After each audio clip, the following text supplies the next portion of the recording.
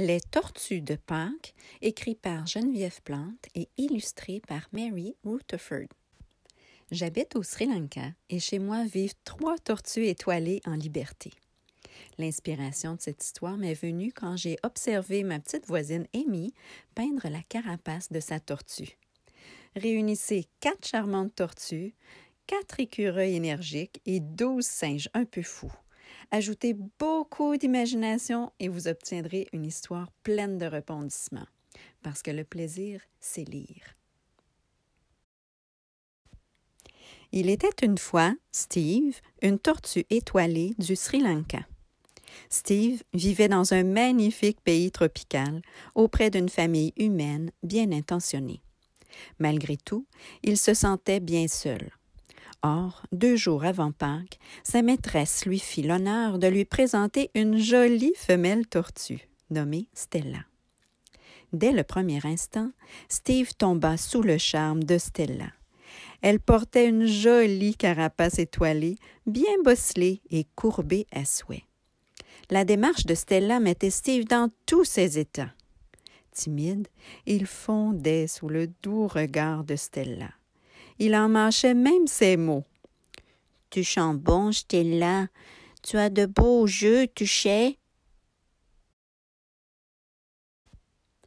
Mais Stella n'était pas seule. Elle était accompagnée de son cadet, Rambo, vert de jalousie. Rambo n'était plus le centre d'attention de sa grande sœur Stella. Le soir venu, triste de sa situation, il eut une idée machiavélique. Muni de ses pinceaux, Rambo rampa silencieusement jusqu'à Steve, endormi près de Stella, et entreprit de lui barbouiller la carapace. « Avec toutes ces couleurs, tu auras l'air ridicule et ma sœur ne voudra plus de toi, » pensa-t-il. Dès le lever du jour, Steve s'empressa d'aller cueillir quelques fleurs afin d'agrémenter le déjeuner feuillu de sa douce Stella. « Bon matin, belle Stella, » dit Steve tout mielleux. « Tu es trop mignon, Steve. J'aime comment tu dis mon nom et j'adore ton habit printanier. Tu es si charmant, » dit Stella. « Quel habit printanier? » demanda Steve. « Bien, ta carapace. Ta carapace est habillée de magnifiques couleurs printanières. Tu ne t'es pas vue dans la glace ce matin? Regarde-toi dans mon miroir, » ajoute Stella.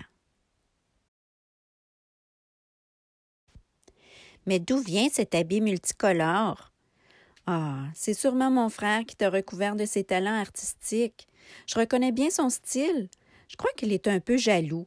Il ne faut pas lui en vouloir. » « Comment pourrait-on l'aider à retrouver sa bonne humeur? » se questionnèrent Steve et Stella. « Ma sœur a été adoptée par la famille voisine. Peut-être aimerait-il la rencontrer? » proposa Steve. « Ah, tu as toujours de bonnes idées.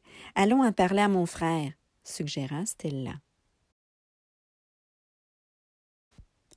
S'approchant de son frère, elle lui dit « Écoute, Rambo, je sais que j'ai moins de temps pour toi.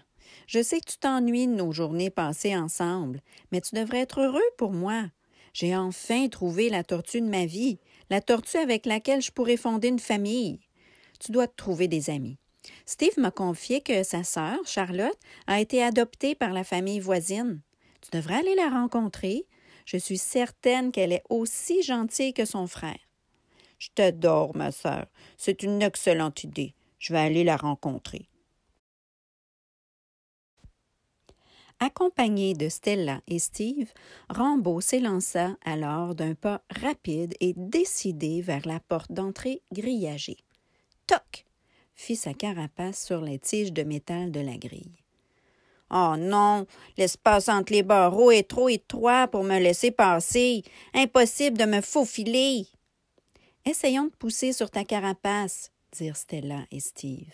« 1, 2, 3... Poussez! » cria Rambo. Stella et Steve poussèrent de toute leur force sur Rambo. Rien. Impossible. « Cherchons une autre solution, » proposa Steve. Tous les trois regardèrent autour d'eux à la recherche d'un autre plan. « Hey, j'ai souvent vu des animaux arriver par le trou creusé près du mur à côté de la maison. Tu pourrais t'y introduire? » s'exclama Steve tout content. « Bonne idée, » dit Rambo. « Je vais me faufiler par ce trou pour aller rencontrer ta sœur. » En arrivant devant la cavité, Rambo remercia Steve et Stella pour leur aide. « À bientôt, » dit Stella, la larme à l'œil. « Sois prudent. » Quelques minutes plus tard, Rambo revint, l'air déconfit. « Rambo, » dit Stella, « ta rencontre avec Charlotte ne s'est pas bien déroulée? »« Non, je n'ai pas pu la rencontrer.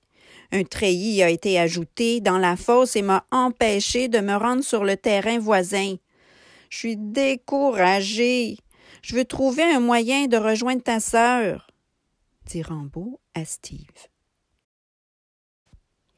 Un écureuil qui courait par là proposa son aide. « Je peux aider? Je peux aider? » demanda nerveusement le petit rongeur. « Je cours vite comme l'éclair, vous savez, » dit-il en cavalant autour des trois tortues. « Je peux grimper au mur comme un lézard. Je peux sauter d'une branche à l'autre comme un singe. Je peux, » dit-il essoufflé.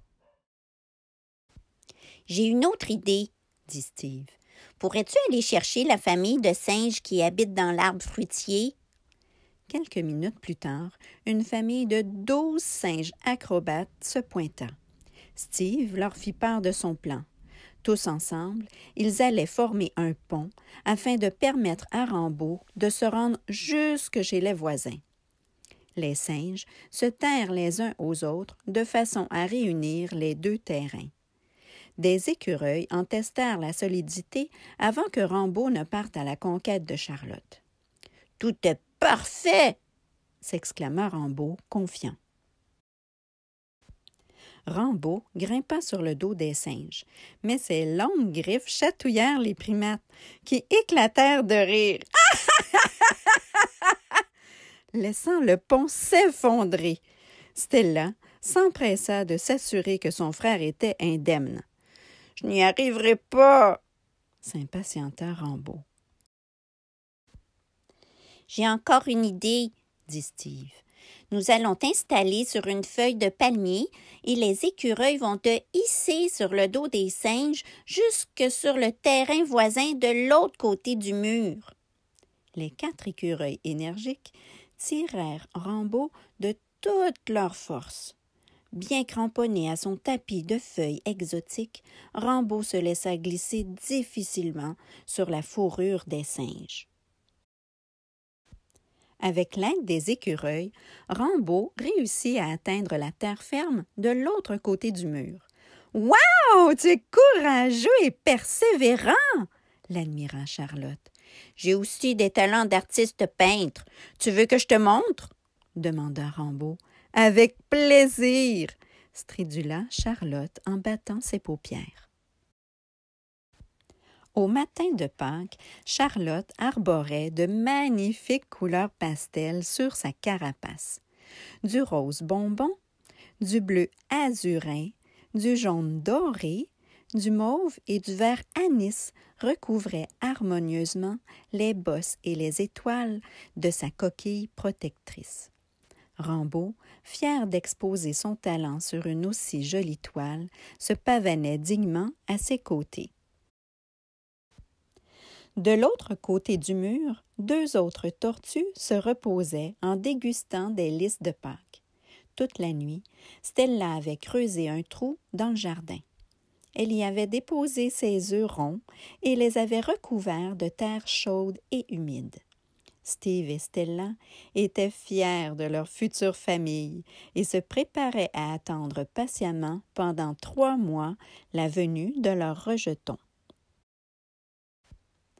Lorsque Pâques arriva, les humains de l'endroit laissèrent les grillages ouverts afin de permettre aux enfants de faire l'annuelle chasse aux œufs.